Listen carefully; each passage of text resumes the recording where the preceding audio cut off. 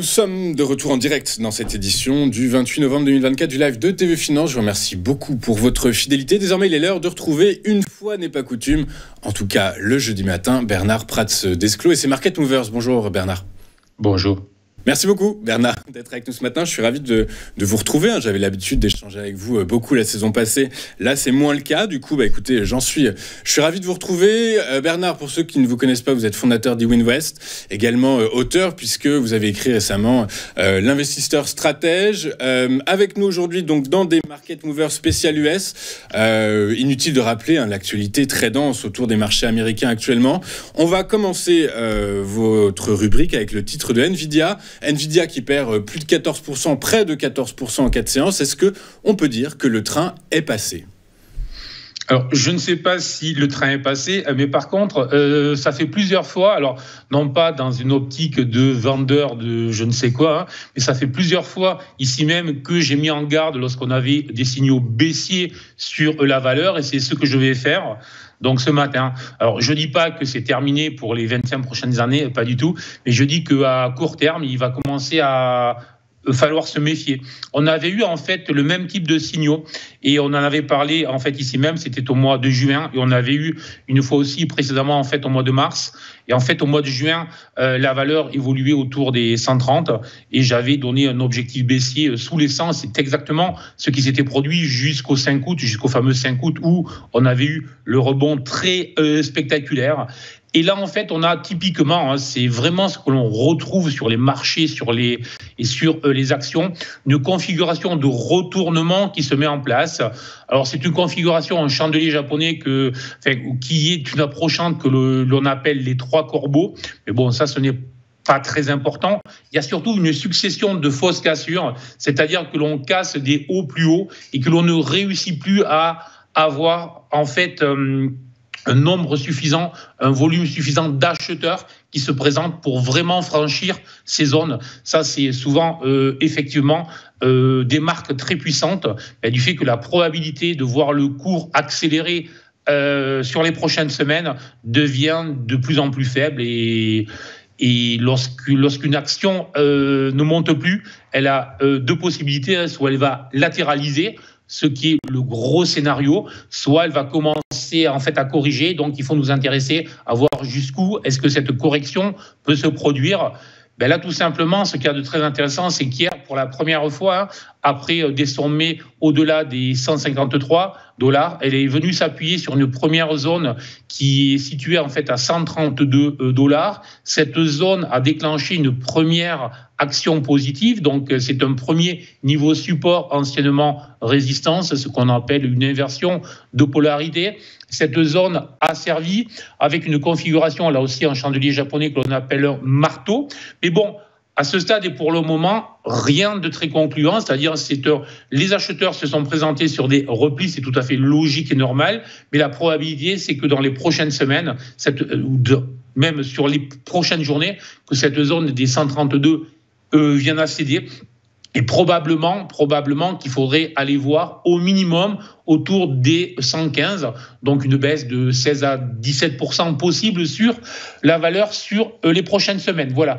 Donc des signaux de prudence, il n'y a pas à s'affoler sur une valeur qui a grimpé à coup de centaines de pourcents. C'est juste qu'il vaut généralement, lorsque les derniers investisseurs, on va dire les plus novices, ceux qui perdent, viennent évidemment sur les valeurs qui font les gros titres, c'est souvent le cas, c'est souvent le moment où la valeur risque de se retourner ou risque de ne plus rien faire. Donc juste un conseil de prudence à quelques semaines, et on verra plus tard si la situation se dégrade ou si c'est juste une correction technique.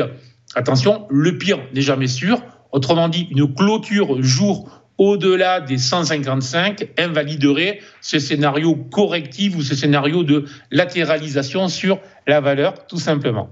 Ouais, vous nous dites, alors si j'ai bien compris, après quand on regarde les comptes de résultats, les flux de trésorerie, etc., ce que l'on comprend de Nvidia, c'est que malgré des publications hyper solides, ce sont les guidance qui sont toujours bien orientées, mais qui sont 2 fois moins importantes. Les croissances des principaux agrégats financiers étudiés, les niveaux de croissance sont 2 fois moins importants que jusqu'à maintenant, ce qui peut faire tilter les investisseurs. Ceci étant, les flux de trésorerie restent toujours très dynamiques, la croissance est toujours envisagée. Du coup, par la force des choses, je regardais pendant que je vous écoutais également, mais les recommandations des analystes financiers qui, eh bien, eux, restent toujours conseil à l'achat, restent à l'achat sur la valeur, avec un objectif de cours à $170. Du coup, d'après la communauté financière, pas dans son ensemble, puisque vous nous dites que potentiellement, on peut regarder vers le bas jusqu'aux $115, mais potentiellement, on aurait peut-être affaire à une simple respiration actuellement, des repositionnements de portefeuille, des réallocations de portefeuille pour, ensuite, peut-être repartir vers le haut et aller chercher les $155, comme vous nous le dites.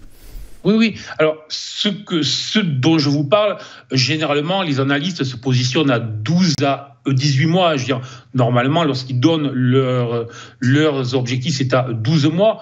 Là, moi, c'est vraiment un horizon de quelques semaines à quelques mois. Déjà, c'est le premier point. Le deuxième point dont vous parliez de la valorisation et des objectifs et des perspectives proposées, effectivement, alors c'est un grand classique, là aussi, que l'on connaît. Dès lors qu'une valeur nous propose du 100% de croissance, on fait tourner les algos, puis on voit quelle est la valorisation à X années, sauf qu'on sait bien que du 100% de croissance annuelle, on peut le tenir 1 an, 2 ans, et puis ensuite ça commence à réduire.